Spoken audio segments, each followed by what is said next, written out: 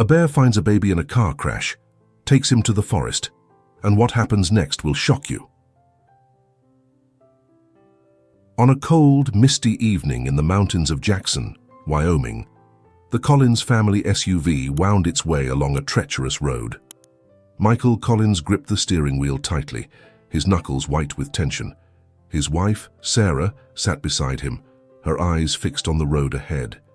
In the back seat, their 2-year-old son Noah slept peacefully, unaware of the perilous journey. The rain had started as a light drizzle, but was now coming down in sheets, obscuring Michael's vision. The rhythmic swish of the windshield wipers did little to calm his frayed nerves. They had been driving for hours, and fatigue was setting in. "Maybe we should pull over," Sarah suggested, her voice barely above a whisper. Michael shook his head. "We're almost there. Just a few more miles." If you found this story interesting, don't forget to subscribe to our channel and give it a like. Let's keep going. As they rounded a sharp bend, the SUV's tires lost traction on the wet asphalt. Michael tried to regain control, but it was too late. The vehicle spun wildly, careening off the road and down a steep embankment. It rolled several times before coming to rest on its side. The metal frame twisted and crushed against the trunk of a massive pine tree. For a moment, all was silent save for the gentle patter of rain on leaves. Then, a soft whimper broke through the stillness. Noah, still strapped in his car seat, began to cry softly, confused and frightened by the sudden chaos. Michael and Sarah lay unconscious, trapped in the wreckage. Blood trickled from a gash on Michael's forehead, while Sarah's arm was bent at an unnatural angle. The forest around them was dark and eerily quiet, with no sign of other vehicles or potential help. As Noah's cries grew louder, they echoed through the forest, carrying on the damp night air, and somewhere in the darkness, something stirred. A massive shape emerged from the shadows, drawn by the sound of distress and the scent of blood.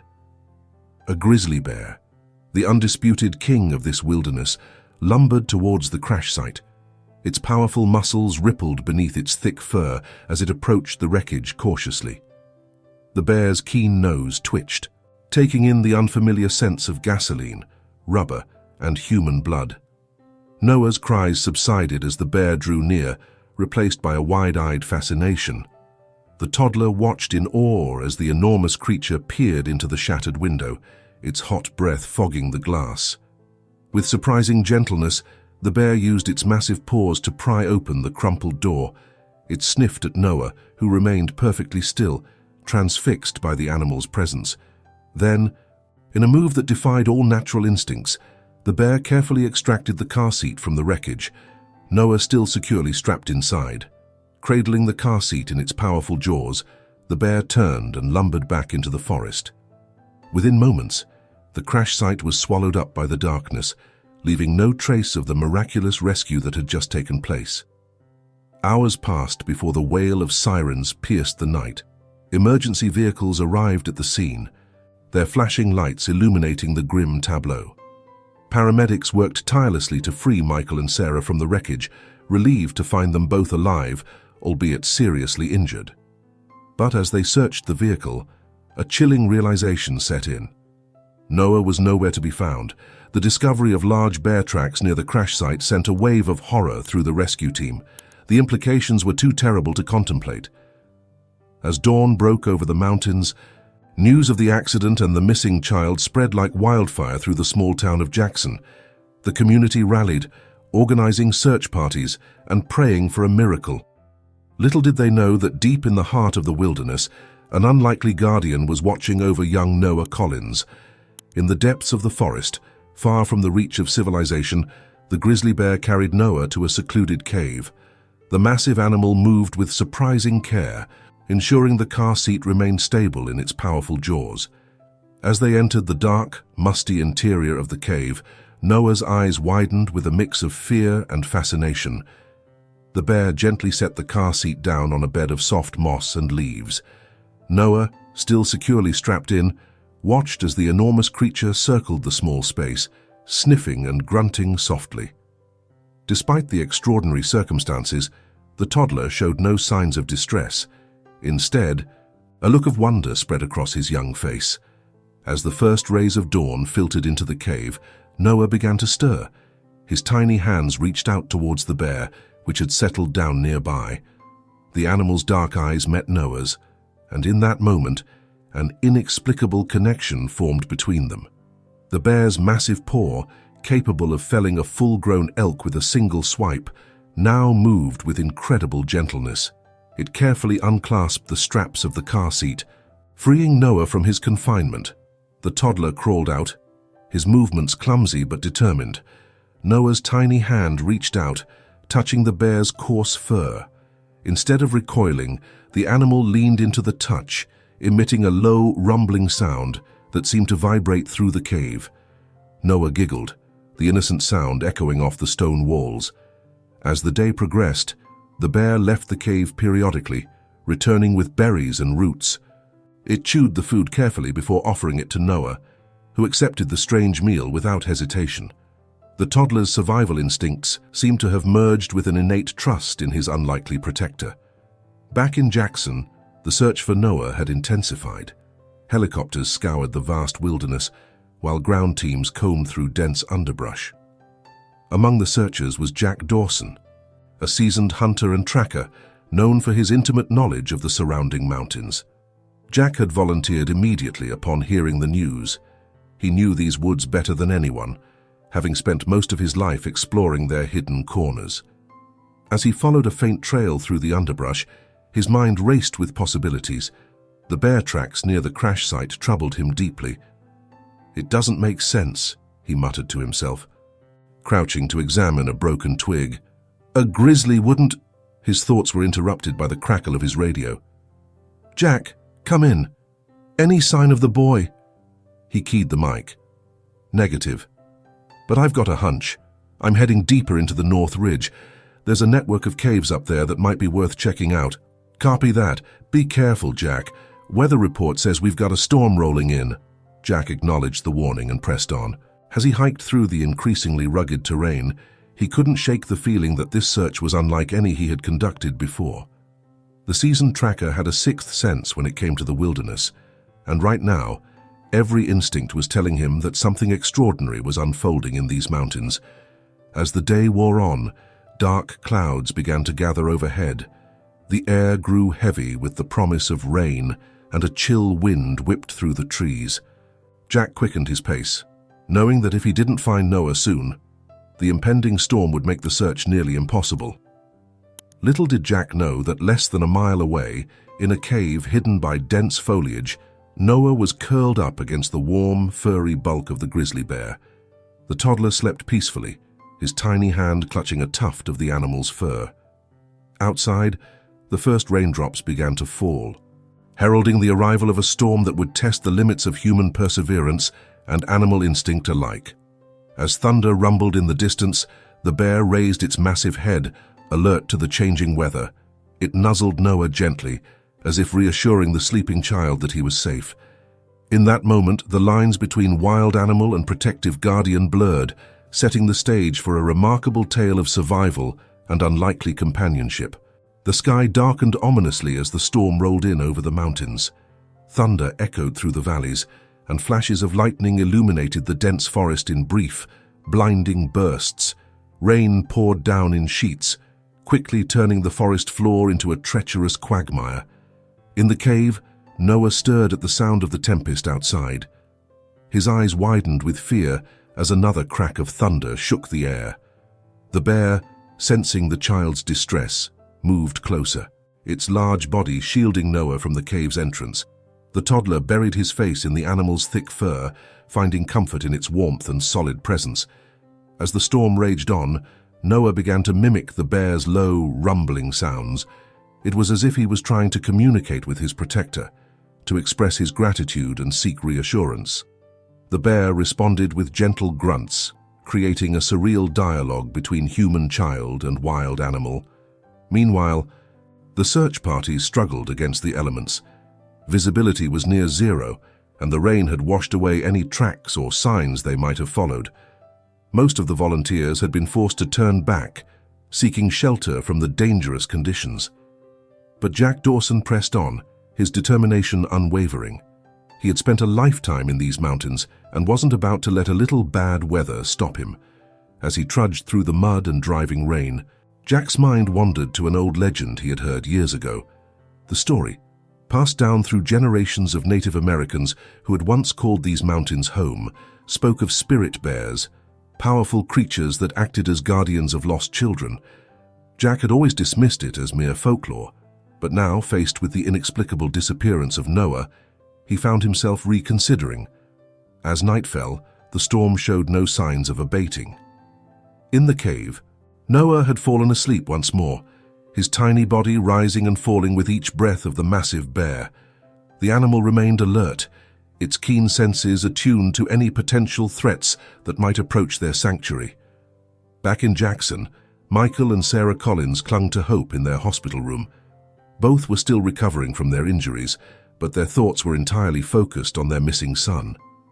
Sarah clutched a photo of Noah, her tears mixing with the rain that lashed against the window. "He's out there, Michael," she whispered. "I can feel it. Our boy is alive." Michael squeezed her hand, wanting to believe but struggling against the weight of logic and probability. "The searchers are doing everything they can, Sarah. We have to trust them." As the night wore on, the storm began to subside. The rain softened to a gentle drizzle, and the wind died down to a whisper. In the pre-dawn light, broken twigs, disturbed earth, and half-eaten berries formed a path that only the most skilled tracker would be able to follow, and Jack Dawson was indeed skilled. As the sun rose, burning away the last of the storm clouds, he picked up the trail. His eyes narrowed as he examined the signs, his mind struggling to make sense of what he was seeing. "It's not possible," he muttered to himself, but the evidence was clear. A bear had passed this way, and it wasn't alone. There were signs of a smaller presence, a human child. Jack's heart raced as he radioed in his findings. "Base camp, this is Dawson. I've got a trail. You're not going to believe this, but I think the boy might be with a bear." The response was immediate and incredulous. "Jack, are you sure? That's impossible." "I know what it sounds like," Jack replied, his eyes never leaving the trail. "But I'm telling you, something extraordinary is happening out here. I'm going to keep following the trail. Send backup if you can, but tell them to approach with extreme caution. We don't want to startle the bear if it really is with Noah." As Jack set off once more, following the bizarre trail, he couldn't shake the feeling that he was on the verge of witnessing something truly remarkable. Little did he know that his journey would not only lead him to Noah, but also challenge everything he thought he knew about the relationship between humans and the wild. As Jack Dawson trudged through the forest, following the perplexing trail left by Noah and the bear, his mind drifted back to a story his grandfather had told him years ago. It was a tale that had been passed down through generations, a legend of the mountains that Jack had always dismissed as mere folklore. According to the story, these mountains were once home to a tribe that lived in harmony with nature. They believed that certain animals, particularly bears, possessed a spiritual connection to the land and its people. These guardian bears were said to protect lost children, guiding them safely back to their families. Jack had always been a practical man, relying on his skills and experience rather than old wives' tales. But now, faced with the inexplicable evidence before him, he found himself reconsidering his skepticism. As he crested a ridge, Jack came upon a sight that made him pause. There, carved into the face of a weathered boulder, were ancient petroglyphs. The crude images depicted bears standing upright, surrounded by smaller human-like figures. One image in particular caught his eye, a bear carrying what appeared to be a child on its back. "Well, I'll be damned," Jack whispered, running his hand over the weathered stone. The implications of what he was seeing sent a shiver down his spine.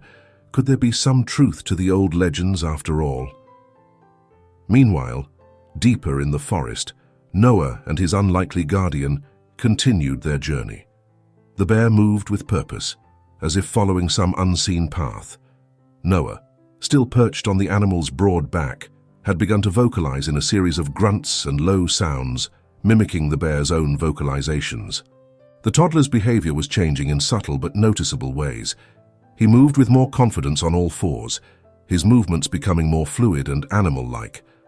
When the bear stopped to forage, Noah would climb down and imitate its actions, using his small hands to dig for roots or pick berries. As the day wore on, the odd pair approached a swift-moving river.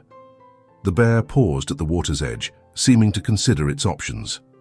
Noah, sensing the animal's hesitation, patted its fur reassuringly. The gesture was so human, yet in this context, it seemed to bridge the gap between two worlds. The bear entered the water carefully, Noah clinging tightly to its fur. As they crossed the rushing current, the toddler's laughter rang out, a joyous sound that echoed off the canyon walls. It was a moment of pure, unbridled happiness, a child finding delight in the midst of what should have been a terrifying ordeal. Back in Jackson, the search effort had taken on a new urgency. News of Jack's discovery had spread, and while many were skeptical of the idea that a bear could be protecting the missing child, no one could deny the veteran tracker's expertise. Sarah and Michael Collins, finally released from the hospital, had joined the command center.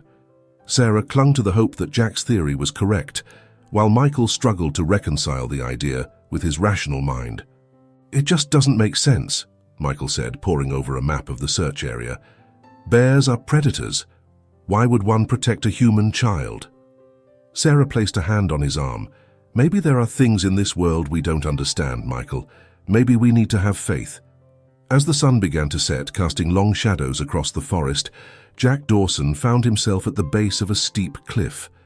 The trail he had been following seemed to end abruptly, and for a moment, he felt a pang of despair. Had he lost the trail for good? But then, as he scanned the rocky face of the cliff, something caught his eye. There, partially hidden by overgrown vines, was the entrance to a cave, and leading up to it was a series of ledges and outcroppings that would be challenging for a human to navigate, but perfect for a bear. Jack's heart raced as he keyed his radio. "Base camp. This is Dawson. I think I've found them. There's a cave up ahead.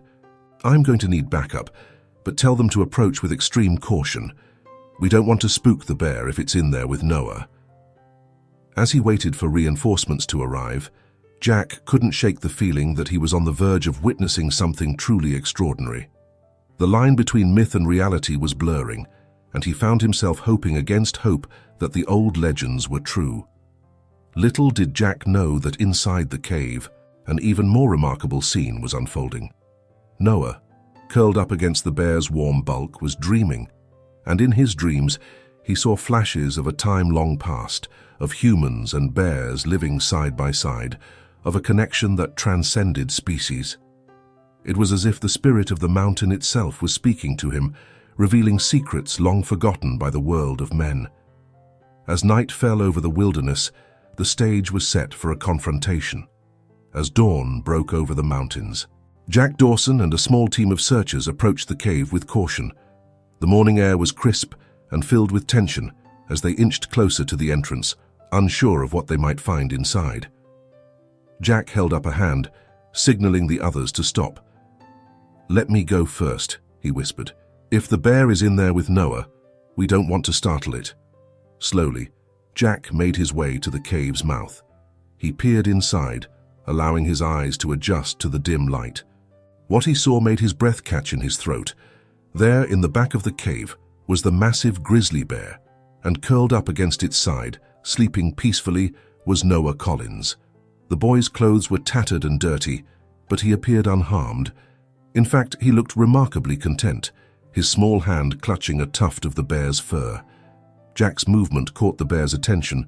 It raised its massive head, dark eyes locking onto the intruder. But instead of the aggression Jack expected, he saw something else in the animal's gaze: intelligence, and what he could only describe as concern. "Easy now," Jack murmured, more to himself than to the bear. He slowly reached for his radio, never breaking eye contact with the animal. "Base camp, this is Dawson. I've found them. Noah is alive and appears to be unharmed, but we've got a situation here." As Jack relayed the incredible scene to his team outside, Noah began to stir. The boy's eyes fluttered open, and he looked up at Jack with a mixture of curiosity and wariness. Then, to Jack's amazement, Noah turned to the bear and made a series of soft grunting sounds as if communicating with the animal. The bear responded with a low rumble, nuzzling the boy gently. Noah giggled, the sound echoing off the cave walls. It was a moment of pure, innocent joy that struck Jack to his core. "My God," he whispered, "it's true. The legends are true." Outside the cave, word of Noah's discovery spread quickly. Soon, the area was swarming with rescue workers, media, and curious onlookers. Michael and Sarah Collins arrived, their faces a mix of hope and fear as they were briefed on the situation. "You're telling me our son is in there with a grizzly bear?" Michael asked incredulously. "We have to get him out now." Sarah placed a restraining hand on her husband's arm. "Michael, wait. Jack says Noah is unharmed. If we rush in there, we might provoke the bear." As the tension mounted outside, Jack found himself in the extraordinary position of mediator between the human world and the wild. He knew that one wrong move could end in tragedy. "Noah," he called softly, "it's time to come home, buddy. Your mum and dad are here." The boy looked at Jack, then back at the bear. He seemed torn, as if straddling two worlds. The bear, sensing the child's distress, made a soft, chuffing sound and gently nudged Noah towards Jack.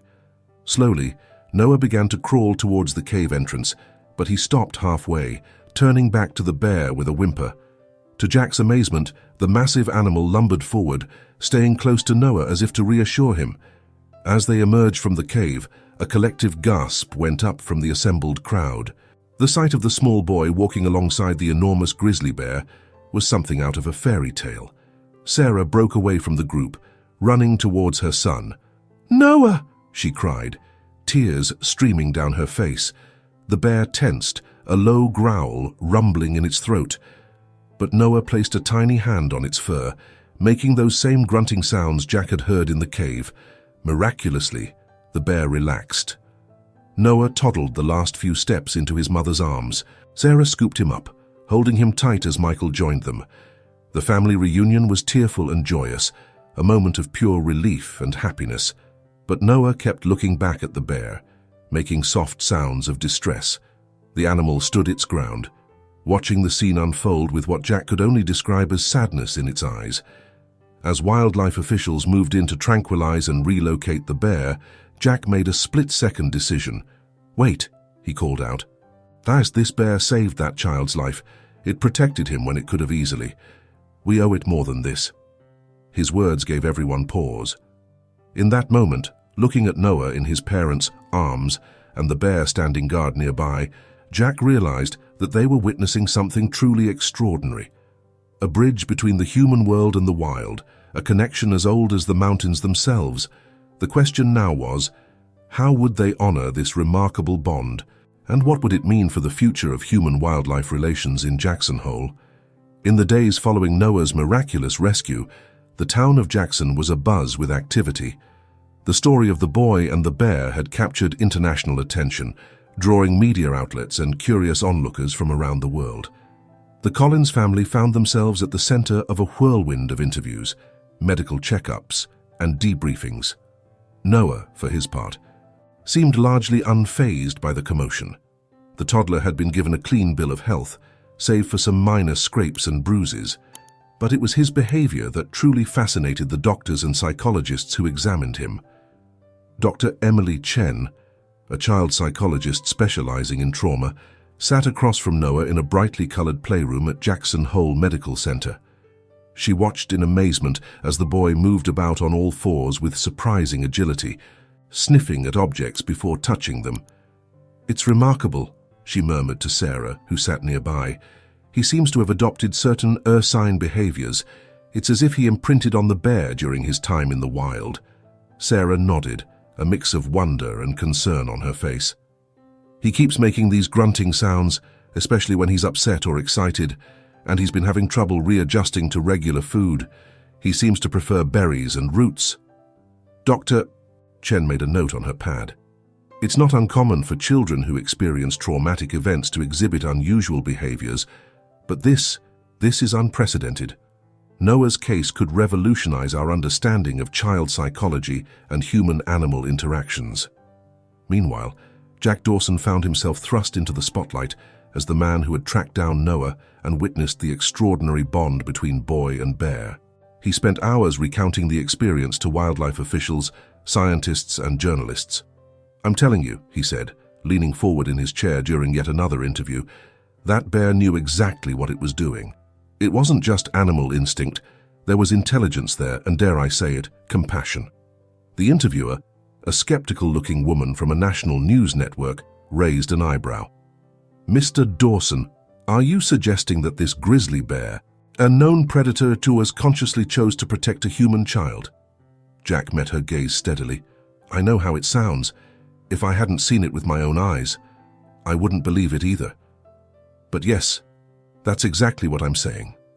And I think it goes deeper than that.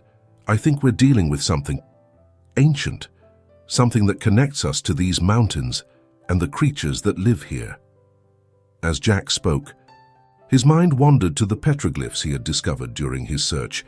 He had kept that information to himself so far, unsure of how to explain it without sounding completely unhinged.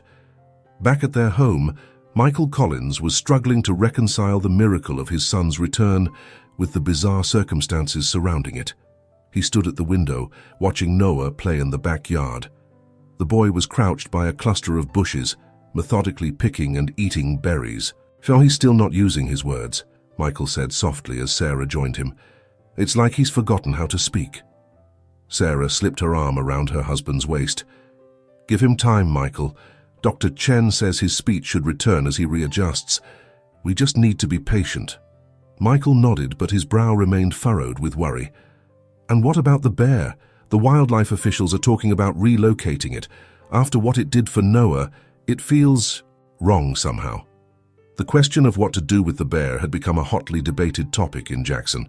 While many viewed the animal as a hero, others worried about the danger of having a grizzly bear that had grown accustomed to human presence so close to town. Linda Reeves, head of the local wildlife conservation group, had been campaigning tirelessly to protect the bear. "This is an opportunity," she argued at a town hall meeting. "Face an opportunity to study this extraordinary animal, to learn from it. Relocating the bear would be a mistake." But others, like Sheriff Tom Hawkins, weren't convinced. "I understand the bear did something amazing," he countered. "But at the end of the day, it's still a wild animal. We can't risk the safety of our community." As the debate raged on, Noah continued his slow process of readjustment. Each day brought small victories, a word spoken here, a human gesture there. But at night, his dreams were filled with images of the forest, of warm fur and gentle eyes. He would wake up making soft, bear-like sounds, reaching out for a companion that was no longer there. One evening, as the sun set over the Tetons, casting the valley in a golden glow, Sarah found Noah at his bedroom window. The boy was staring intently at the distant mountains, making a series of low grunts. "What is it, sweetie?" Sarah asked. Kneeling beside him, Noah turned to her, his eyes wide and serious.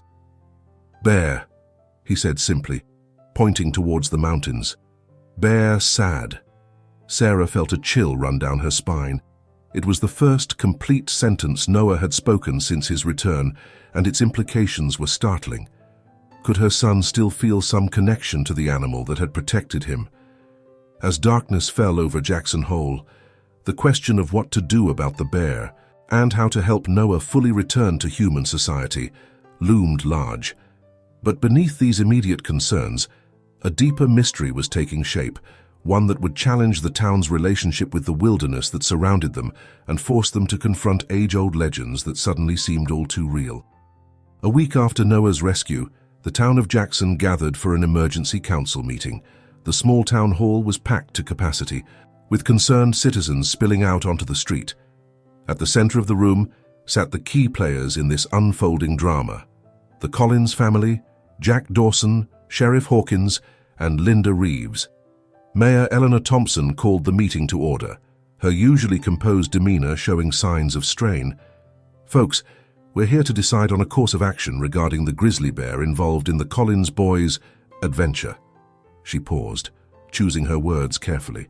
"We'll hear from all sides before putting it to a vote." Sheriff Hawkins spoke first, his voice gruff with concern.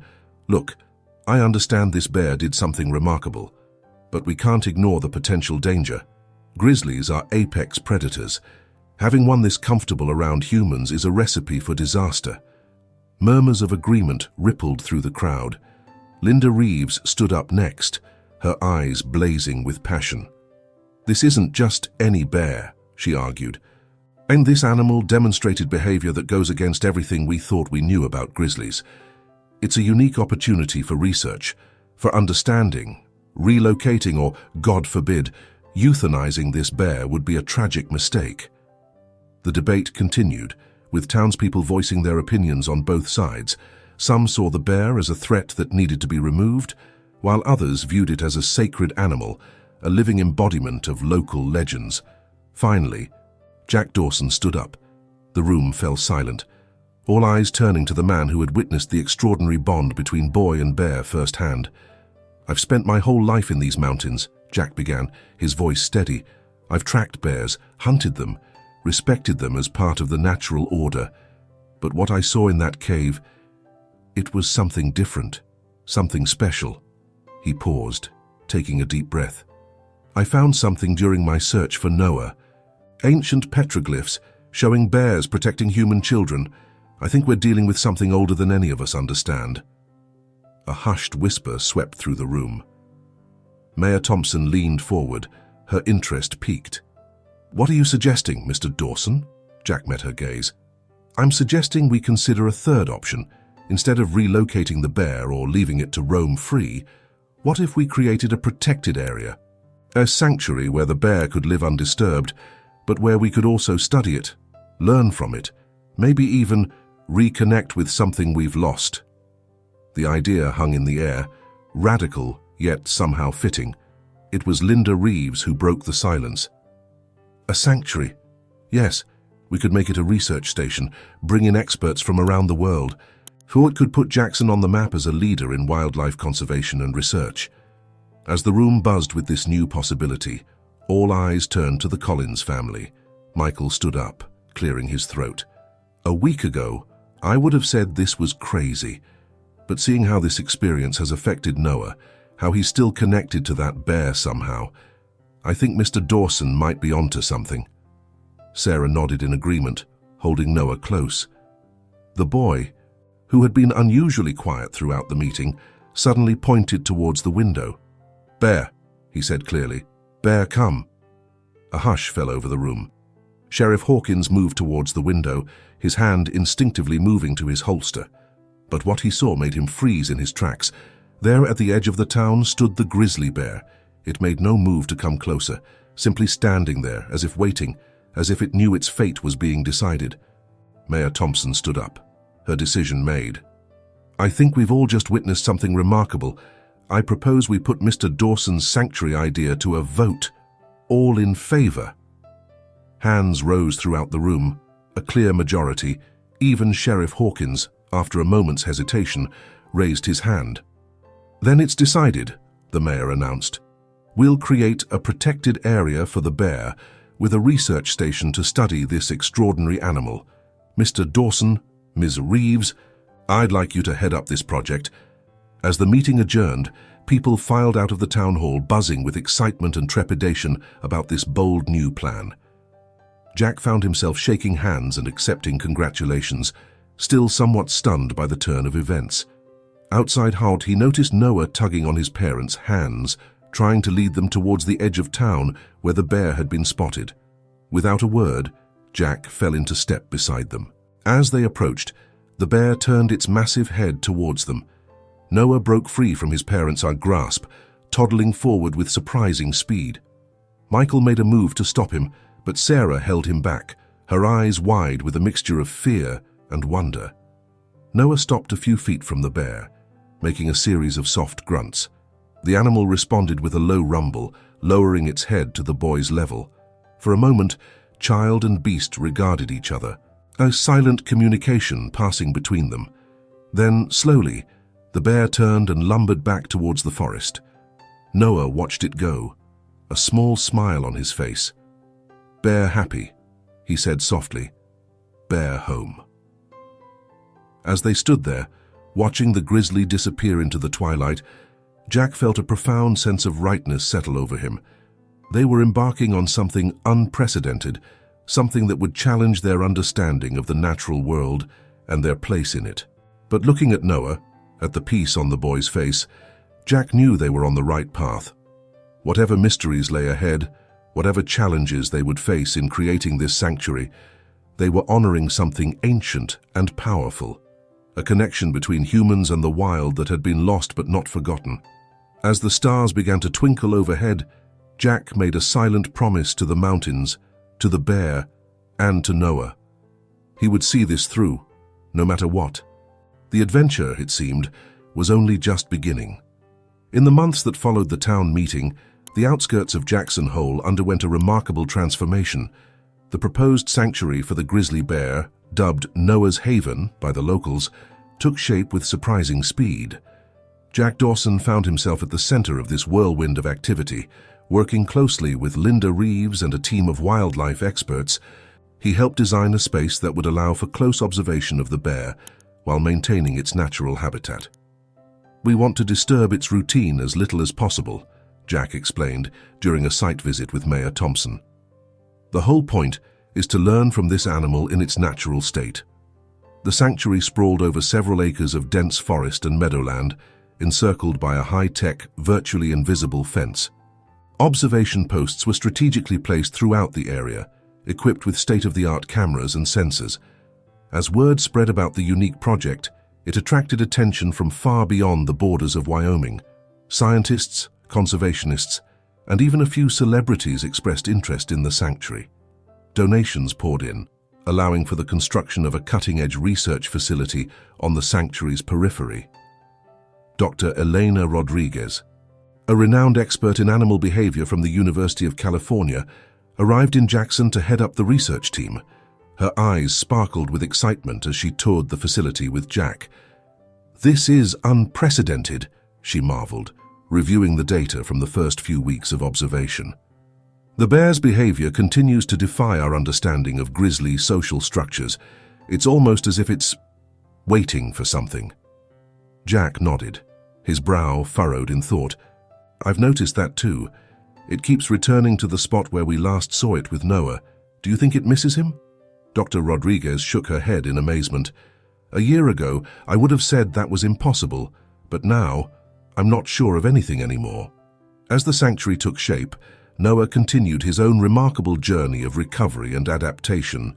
His parents had enrolled him in a special program designed by Dr. Chen, which combined traditional therapy with carefully supervised visits to the sanctuary's periphery.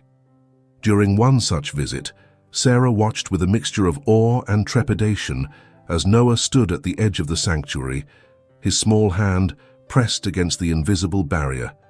On the other side, barely visible in the underbrush, was the massive form of the grizzly bear. "Bear," Noah said softly, a smile spreading across his face. He made a series of low grunts, and to Sarah's amazement, the bear responded with a rumble of its own. Dr. Chen, standing nearby, furiously scribbled notes. "The level of communication between them is extraordinary," she murmured. "It's as if they've developed their own language." As weeks turned into months, the sanctuary became a hub of activity. Researchers from around the world flocked to Jackson, eager to study this unique relationship between human and bear. The town itself experienced an economic boom, with new hotels and restaurants springing up to accommodate the influx of visitors. But not everyone was thrilled with these developments. A vocal minority, led by a local rancher named Hank Grimes, protested the sanctuary's existence. "It ain't natural," Hank grumbled during a town hall meeting. "We're messing with the order of things. That bear belongs in the wild, not some glorified zoo." Despite these objections, the sanctuary continued to thrive, and at its heart was the grizzly bear, which had been affectionately named Guardian by the research team.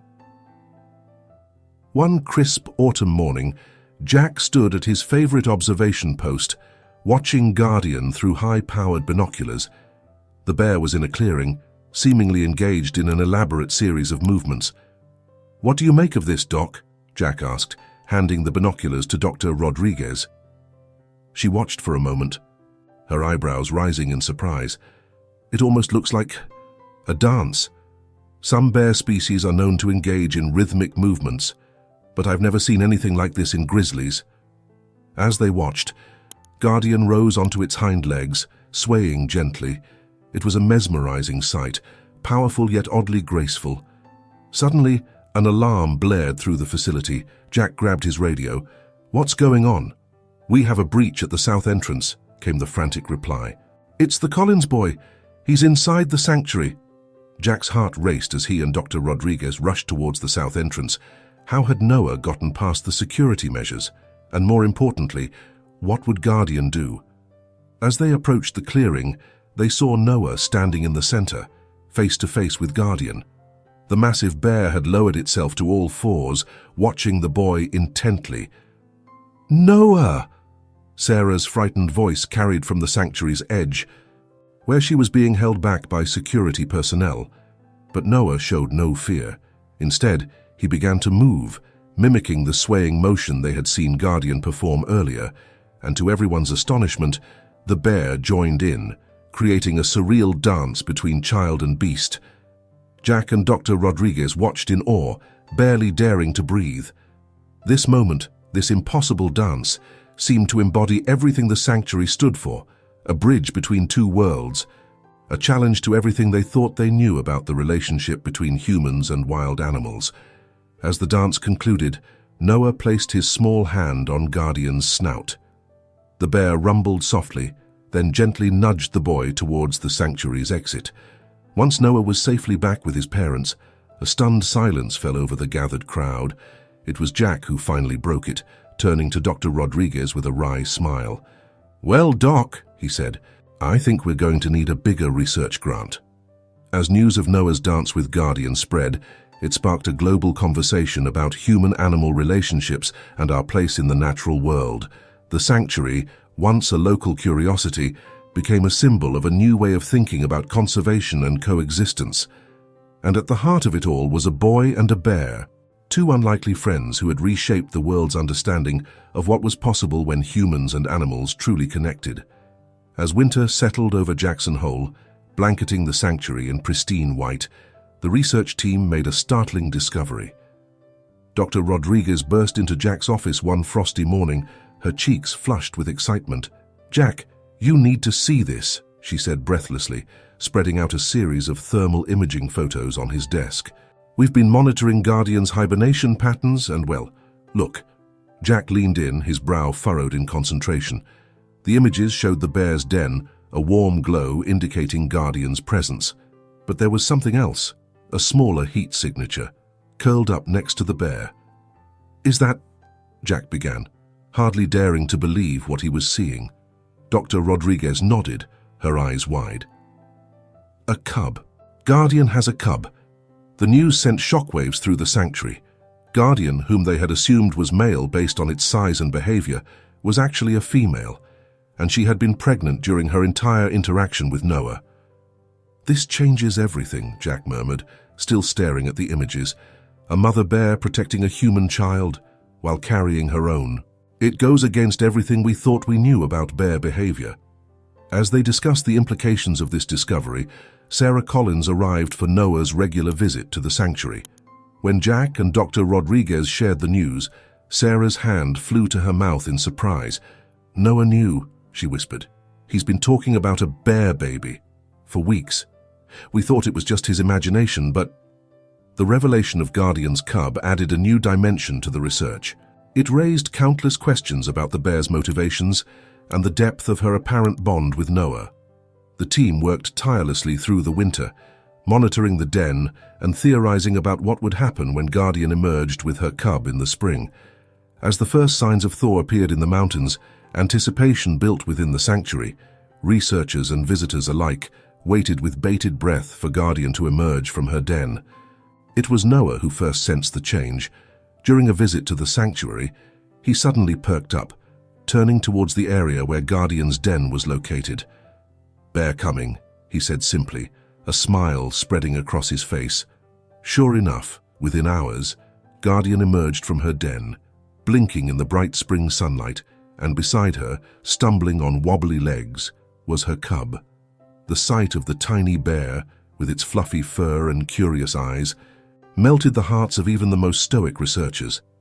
But it was Guardian's behavior that truly astounded them. Instead of being fiercely protective, as most mother bears would be, Guardian seemed almost proud. She guided her cub towards the observation area, where Noah stood with his parents and the research team. Noah, with a wisdom beyond his years, remained still as the bears approached. Guardian stopped a few feet away, rumbling softly. Then, to everyone's amazement, she gently nudged her cub forward.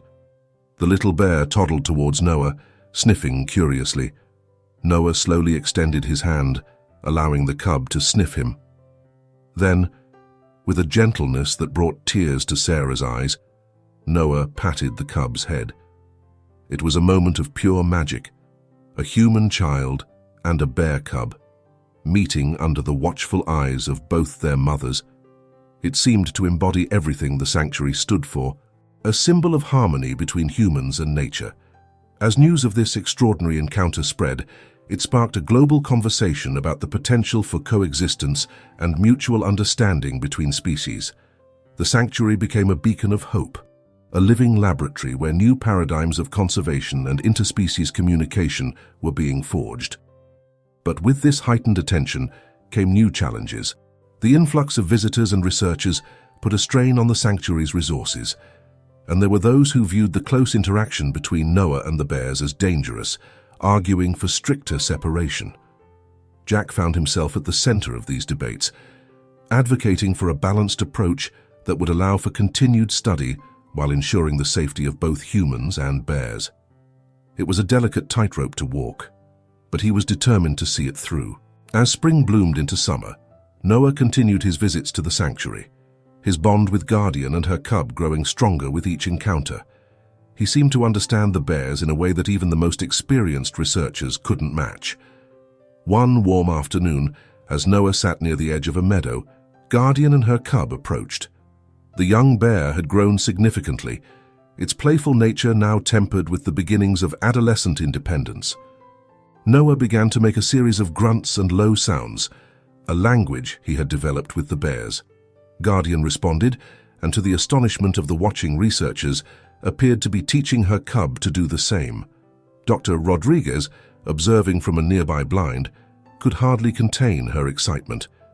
"This is unprecedented," she whispered to Jack. "It's as if they're developing a shared language, a way of communicating across species lines." Jack nodded, a lump forming in his throat. He thought back to the ancient petroglyphs he had discovered during his search for Noah, the images of bears and humans interacting. Had they stumbled upon something that their ancestors had known but forgotten? Was this the key to rebuilding a lost connection with the natural world? As the sun began to set, casting a golden glow over the sanctuary, Jack watched Noah say goodbye to the bears for the day. The boy hugged Guardian's leg, then gently bumped foreheads with the cub in a gesture that mirrored bear behavior. In that moment, Jack felt a profound sense of hope. Despite the challenges they faced, despite the skeptics and the naysayers, they were part of something truly remarkable. They were rewriting the story of human-animal interaction, one day at a time. As Noah rejoined his parents, his face glowing with happiness, Jack made a silent vow. He would do everything in his power to protect this sanctuary, to nurture this extraordinary connection between boy and bear. For in this unlikely friendship, he saw the potential for a better, more harmonious world, a world where humans and animals could once again walk side by side, as partners in the great dance of life. As autumn painted the mountains in hues of gold and crimson, the sanctuary faced its greatest challenge yet.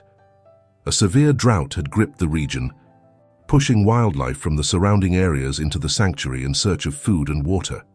The delicate balance that had been established was under threat. Jack stood at the main observation post, his face etched with concern as he surveyed the parched landscape. Besides him, Dr. Rodriguez pored over data on a tablet. "It's not good, Jack," she said, shaking her head. The incoming animals are putting a strain on the sanctuary's resources. If this continues, we might have to consider relocating some of the wildlife. The thought of separating Guardian and her cub from Noah felt like a physical pain to Jack. Over the past months, he had watched their bond grow and deepen. Noah's ability to communicate with the bears had become a cornerstone of their research, opening up new avenues of understanding animal cognition and interspecies communication. "There has to be another way," Jack muttered, his mind racing. "We can't let all our work be undone by a drought." As they discussed potential solutions, a commotion at the sanctuary's entrance caught their attention. A group of protesters, led by Hank Grimes, had gathered. Their signs bore slogans like "Nature knows best" and "End the bear experiment." Jack sighed heavily. The sanctuary had always had its critics, but the drought had intensified their opposition. Many saw the sanctuary as an unnatural intervention that was now causing harm to the wider ecosystem. As Jack moved to address the protesters, he spotted Noah and his parents arriving for their regular visit. The boy's face lit up as he saw Guardian and her cub in the distance, seemingly unaware of the tension surrounding the sanctuary. Hank Grimes stepped forward, his voice gruff. "This has gone on long enough, Dawson. Your little experiment is messing with the natural order. It's time to shut it down and let these animals go back to where they belong." Jack took a deep breath, choosing his words carefully. "I understand your concerns, Hank, but what's happening here is important. We're learning things that could change the way we coexist with wildlife. We can't just abandon that." As the argument heated up, Noah slipped away from his parents, making his way towards Guardian and her cub. Sarah noticed first, calling out in alarm, "Noah, wait!" All eyes turned to the boy as he approached the bears. Guardian, sensing the tension in the air, positioned herself protectively in front of her cub. But Noah showed no fear.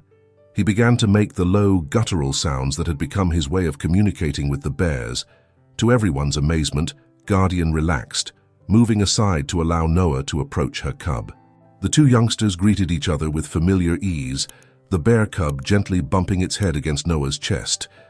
Then, something extraordinary happened.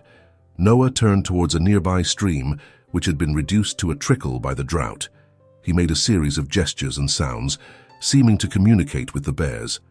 Guardian tilted her head, as if listening intently. Suddenly, the massive bear began to dig at the dry streambed. Her powerful claws cut through the parched earth, and after a few moments, water began to seep up from the ground. Noah clapped his hands excitedly, then began to help, using a small plastic shovel he had brought with him. The bear cub joined in, mimicking its mother's movements. Jack and the others watched in stunned silence as boy and bears worked together to widen the hole. Soon, a small pool of fresh water had formed. Dr. Rodriguez was the first to find her voice. They're creating a water source," she said in awe. Noah must have sensed the underground water and communicated it to Guardian. The sight of the boy and the bears working in harmony seemed to deflate the protesters' anger. Even Hank Grimes looked taken aback. "I'll be damned," he muttered. "That boy really does understand them, doesn't he?" As word of Noah's extraordinary actions spread, it sparked a new wave of interest in the sanctuary. Conservationists and water management experts flocked to Jackson, eager to learn from this unexpected collaboration between human and animal. The drought crisis became an opportunity. Under Noah's unique guidance, Guardian and other animals in the sanctuary helped locate underground water sources. The boy's intuitive understanding of the bears, combined with human technology and expertise, led to the development of sustainable water management techniques that benefited not just the sanctuary, but the entire region. Jack watched with pride as Noah, now a few years older, confidently led a group of scientists and conservationists through the sanctuary. The boy's ability to bridge the gap between human and animal had blossomed into something truly remarkable. "You know," Dr. Rodriguez said, coming to stand beside Jack, "when we started this project, I thought we were going to teach the bears, but it turns out they had just as much to teach us." Jack nodded, a smile playing on his lips. "I think that's the real lesson here. We're not separate from nature. We're part of it. And when we remember that, When we learn to listen and cooperate, there's no limit to what we can achieve. As the sun set over the sanctuary, painting the sky in breathtaking hues, Jack felt a profound sense of hope for the future. The challenges they had faced, the drought, the opposition, the doubts, had only served to strengthen their resolve and deepen their understanding. In the distance, Noah sat with Guardian and her cub, the three of them silhouetted against the fading light. It was an image of harmony, of possibility, of a world where humans and animals could once again walk side by side as friends and partners. And Jack knew, with unshakable certainty, that this was only the beginning of their extraordinary journey. 10 years had passed since the fateful night when Noah Collins was rescued by a grizzly bear in the mountains of Jackson Hole. The sanctuary, once a controversial experiment, had become a world-renowned center for conservation and interspecies communication studies. Jack Dawson, now in his early 60s, stood at his favorite observation post, his weathered face creased in a smile as he watched the scene below. Noah, now a teenager, was leading a group of young students through the sanctuary. At his side walked Guardian's cub, now a fully grown bear, moving with the easy confidence of an animal completely at home in both the wild and human worlds. "Hard to believe how far we've come," Dr. Rodriguez said, joining Jack at the railing. Her hair had streaks of grey now, but her eyes still sparkled with the same enthusiasm she'd had a decade ago. "Noah's work is revolutionizing our understanding of animal cognition and communication." Jack nodded, his chest swelling with pride. Noah had grown into an extraordinary young man, his unique bond with the bears forming the foundation for groundbreaking research. The sanctuary had expanded, now encompassing a state-of-the-art research facility and education center. "Remember when we thought we were just studying one extraordinary bear?" Jack chuckled. "Now we're rewriting textbooks on interspecies communication." As they watched, Noah led his group to a clearing where several bears were gathered. With a series of gestures and vocalizations, he seemed to introduce the students to the bears. The animals responded with curious sniffs and gentle grunts, showing none of the aggression one might expect from wild grizzlies. "It's not just the bears either," Dr. Rodriguez added. "Noah's techniques are being applied to conservation efforts worldwide. We've seen breakthroughs in elephant communication in Africa, wolf reintroduction programs in Europe." Their conversation was interrupted by the arrival of Sarah Collins. Though her hair had grayed and lines had formed around her eyes, she still moved with the energy of a woman half her age. "Jack, Eleanor," she greeted them warmly. "I hope I'm not interrupting." "Not at all," Jack replied. "We were just marveling at how far the sanctuary has come. How's Michael doing?" Sarah's smile faltered slightly. "He's good, still struggling a bit with Noah's chosen path, but he's coming around. I think seeing the global impact of Noah's work is finally helping him understand." The three of them stood in comfortable silence, watching as Noah concluded his lesson. The teenager hugged Guardian's grown cub goodbye before leading the awestruck students back towards the education center. "We're having a small gathering tonight," Sarah said after a moment. "To celebrate the sanctuary's 10th anniversary, we'd love for you both to come." As the sun began to set, casting a warm glow over the sanctuary, Jack found himself surrounded by familiar faces. The Collins home, perched on a hill overlooking the sanctuary, was filled with the people who had been instrumental in making this dream a reality. Noah, now a lanky teenager with his father's dark hair and his mother's piercing eyes, was the center of attention. He moved easily among the guests, discussing his latest research with scientists and sharing stories of his ursine friends with wide-eyed children. Jack watched him with a mixture of pride and wonder. He remembered the frightened toddler they had found in that cave, and marveled at the confident young man he had become. "Penny for your thoughts?" A gruff voice interrupted his reverie. Jack turned to find Hank Grimes standing beside him, a glass of whiskey in his weathered hand.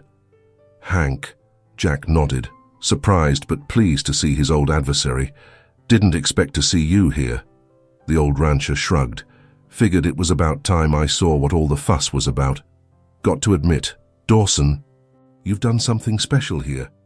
Before Jack could respond, Noah approached them, his face lighting up at the sight of the old rancher.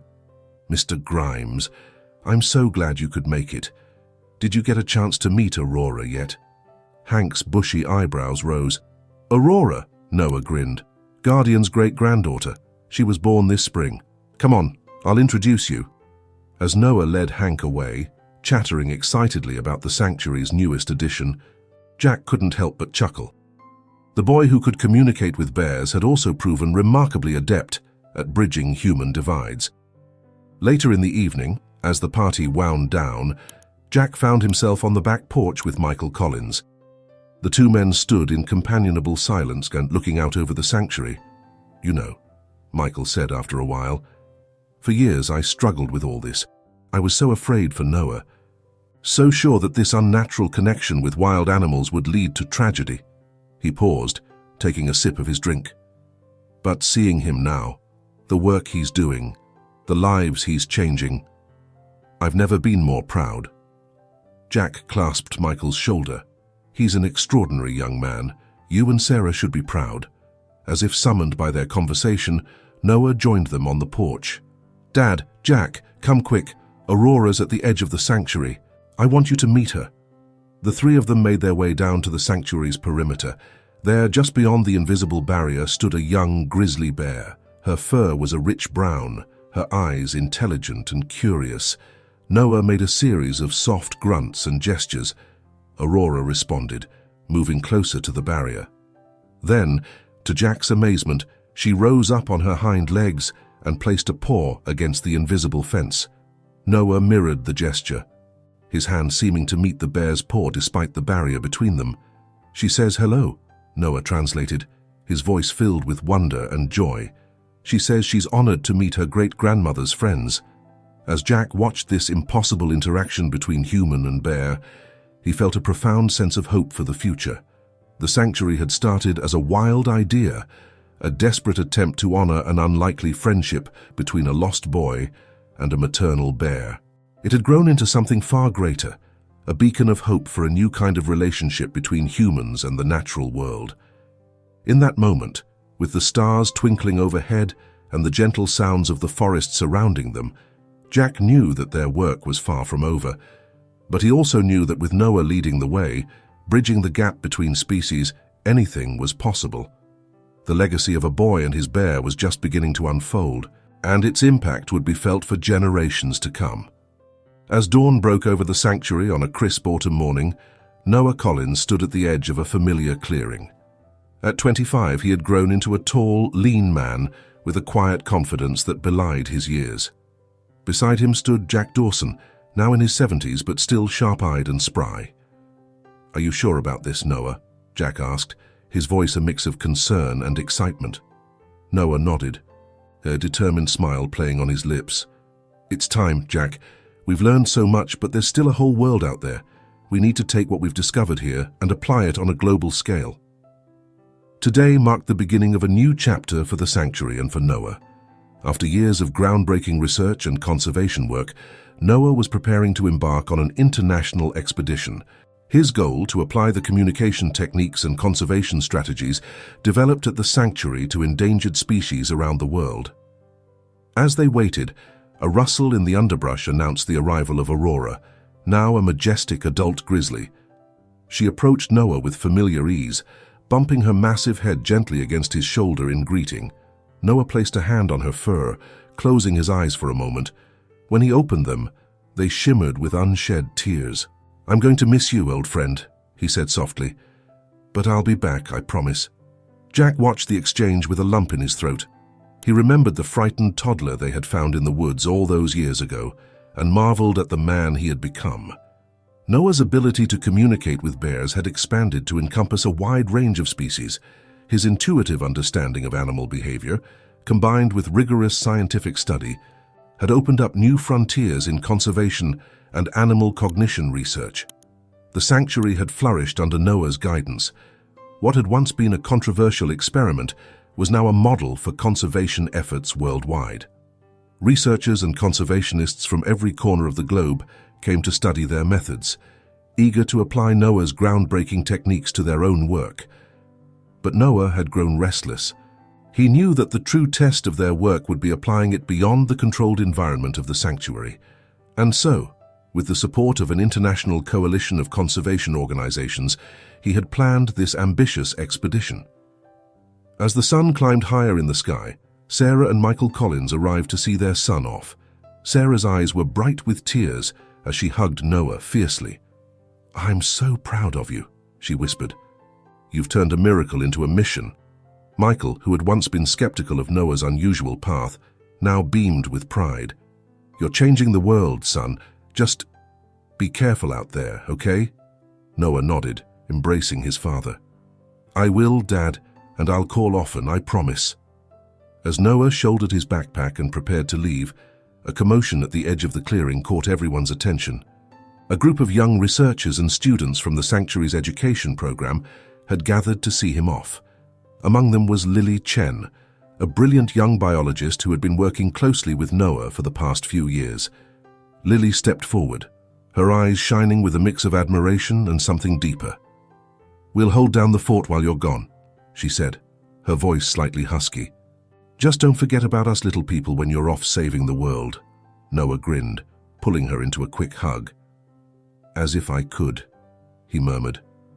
The unspoken connection between them was palpable, promising a future yet to unfold.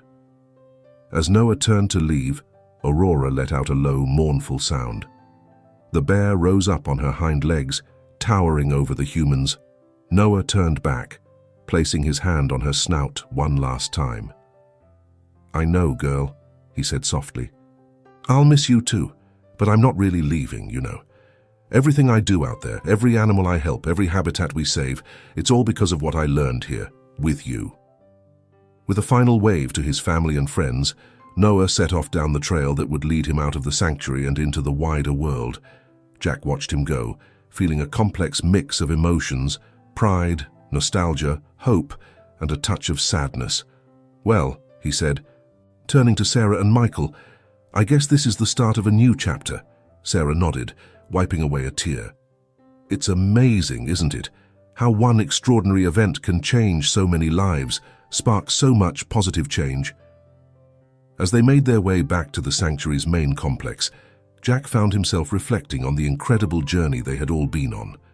From that terrifying night when a toddler was lost in the wilderness, to the miraculous bond formed between boy and bear, to the creation of this sanctuary that had revolutionized our understanding of animal cognition and conservation. And now, Noah was taking those lessons to the world. Jack could only imagine the impact he would have, the bridges he would build between humans and the natural world. As they reached the crest of a hill, Jack paused, looking out over the sanctuary.